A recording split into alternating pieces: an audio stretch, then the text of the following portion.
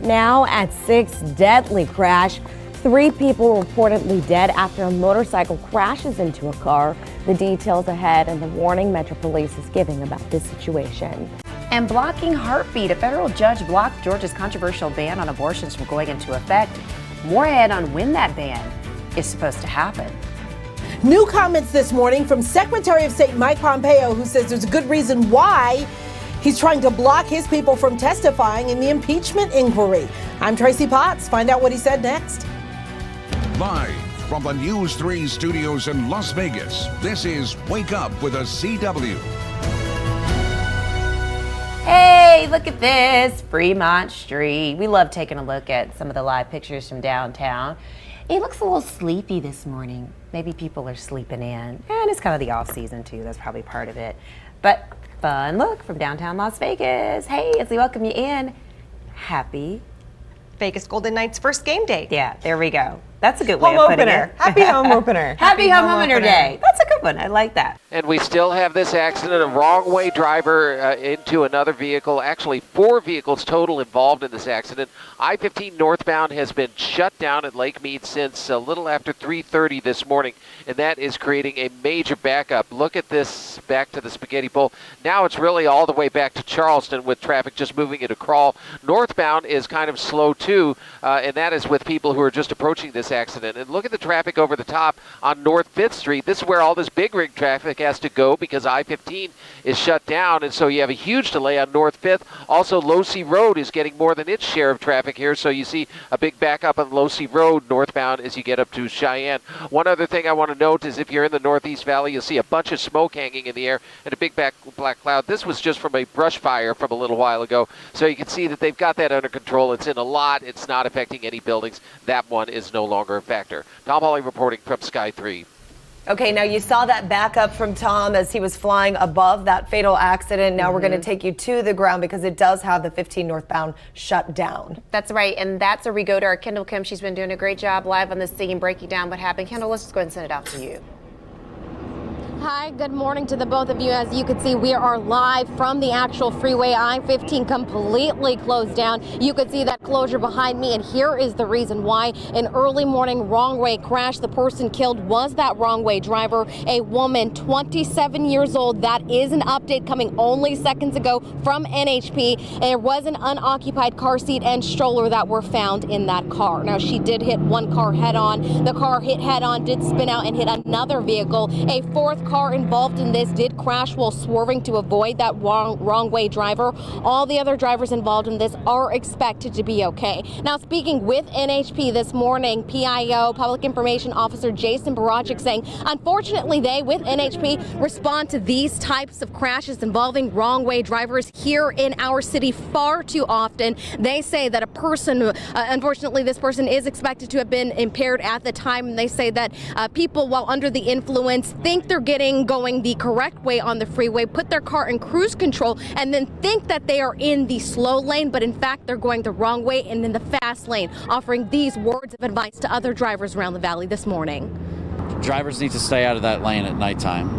There's no other way to put it. There's no way to sugarcoat it. You need to stay out of that lane. We have people in this town who don't take responsibility for their actions. They drive impaired, they don't make the right decisions, and they get on our roadways going the wrong way, and they kill people. And happening live right now, as you can see, the first responders from Las Vegas Fire and Rescue are actually using their fire truck to block that flipped over wrong way driver's car. The body has officially been extracted from there, but we will keep you posted. More updates throughout the day coming from the Clark County Coroner's Office as we continue this investigation out here this morning live from I-15. For now, though, that is the latest. Reporting live this morning, Kendall Kim, the CW, Las Vegas. One person dead after a shooting near the Strat that happened just before 10 o'clock last night. Officers responded to calls of someone being shot near Sammy Davis Jr. Drive and Sahara Avenue. According to Metro, when they arrived, they found one man suffering from a gunshot wound. He was soon pronounced dead. Industrial Road is closed while police continue their investigation. This is a developing story. We will continue to keep you updated both on air and on our website, News3LV. WFAL.com. Hours ago, Mayor Carolyn Goodman read the names of each of the 58 people who lost their lives in that horrific October 1st mass shooting here in our community. It happened at the Healing Garden. It all started around 10:05 last night, the same time the shooting began 2 years ago. Quentin Robbins, 20, Henderson, Nevada.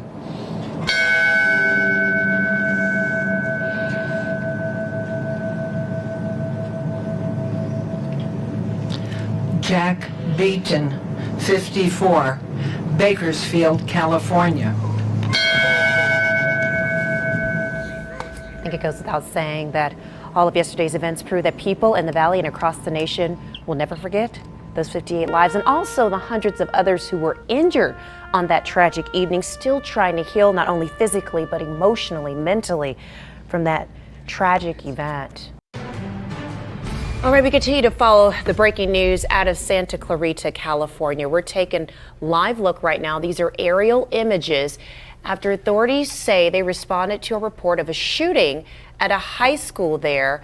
Los Angeles County authorities saying there are reports of at least 7 injured, and we don't know if that's a result of actually being shot or just other injuries they may have suffered as a result of the chaos that was unfolding. You can see students obviously have been evacuated from the building as they search to see if that suspect is still on school property, again in Santa Clarita, so just north of Los Angeles. LA County Sheriff on the scene, as well as local police there in Santa Clarita. But obviously a big story that we're going to have to keep watching, because we are still learning as this information is coming in this morning. Yeah. And what you're looking at right now is a residential area there in Santa Clarita where potentially this suspect could be at right now. They're still looking for that individual. So just judging by the number of police presence in this neighborhood, they've zeroed in on a particular area, house that could be part of this investigation. Again, they're still looking for the individual who perpetrated these acts at this high school, but this is kind of seems to be where they're zeroing in at the moment. Okay. All right, welcome in. We're taking a live look inside of the courtroom where we're expected to hopefully find out the sentencing for Amber Guyger. She could be looking at anywhere from 5 to 99 years, well, 99 years being the extent, but we know that she was convicted yesterday of murder charges in the death of 26-year-old Botham Jean as she went in and shot him as he was sitting on his couch. He was unarmed. So ultimately that jury came to the conclusion that she should be convicted of murder. A live look here from Washington this morning as we enter 832. Adam Schiff there is who you're looking at as the impeachment inquiry begins in its first public day. And what we're hearing, of course, the 2 testimonies from career diplomat William Taylor and State Department official George Kent. Taylor actually speaking right now, and what he said just moments ago was that everything was dependent upon Ukraine's public announcement of investigations that Trump wanted. So we're watching this very closely.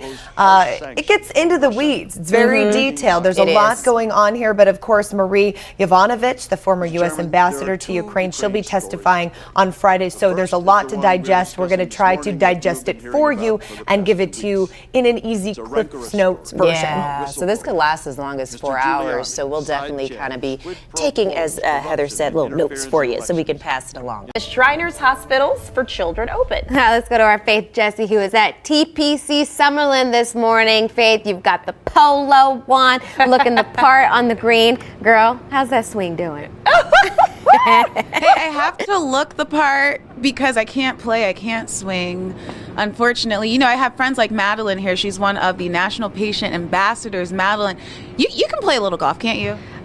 We hit at the driving range the other day, so yes, I can at least do that. A little bit of golf. Now this girl, she is doing water polo, plays the guitar, and does everything. She was born with one arm, and you do not let that stop you from anything. She's taking 21 credits in college. My heart stopped. She's majoring in occupational therapy. You can do it all, Madeline. Yes, and that is all because of Shriners Hospitals for Children. They really gave me that confidence that I have today, and I'm so grateful for that. So I want to talk to you about being a National Patient Ambassador. How has Shriners helped you and helped? I'm sure you've met a lot of friends through the program as well. Yes, I received prosthetics throughout the years and actual occupational therapy. That's why I want to major in it. And I just met so many incredible people, especially here representing from the 22 Shriners hospitals. This is really awesome.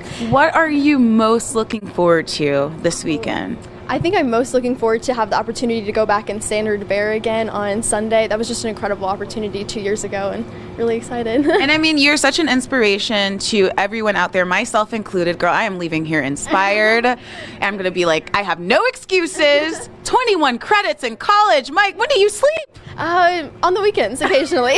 Occasionally.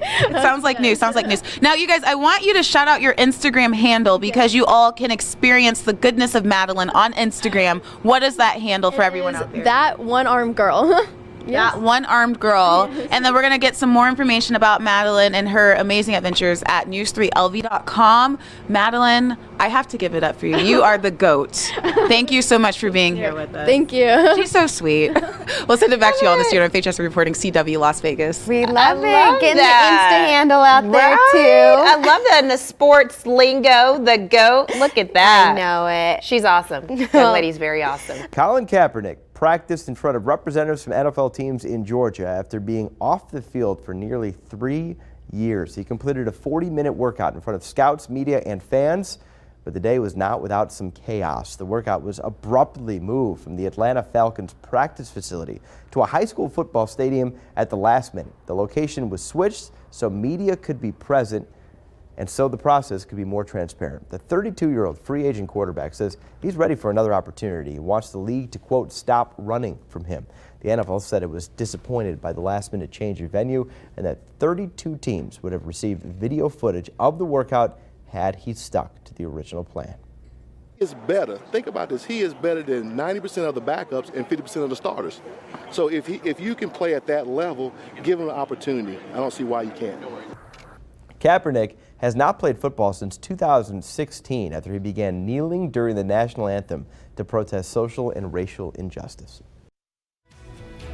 All right, at 8:56, we are going to end the show with the breaking news that we've been following for the last, half hour or so. So unfortunately, reports of a school shooting at Sagas High School. This is in Santa Clarita, California. So this is just north of Los Angeles. And what we can report, initially we thought that 7 people have been injured or possibly shot. But according to one of the local news agencies there, the fire department says that now it's 3 people that they say have been shot. So obviously we never want anyone hurt in a situation like this, but it's good to know that the number of people that have been injured or possibly shot has come down. Yeah, and what you're looking at right now is a residential area there in Santa Clarita where potentially this suspect could be at right now. They're still looking for that individual. So just judging by the number of police presence in this neighborhood, they've zeroed in on a particular area, house that could be part of this investigation. Again, they're still looking for the individual who perpetrated these acts at this high school, but this is kind of seems to be where they're zeroing in at the moment. Okay, well hopefully when you join us on News 3 Live at noon, we'll have more information that we can pass along to you. Thanks so much for joining us today, everyone.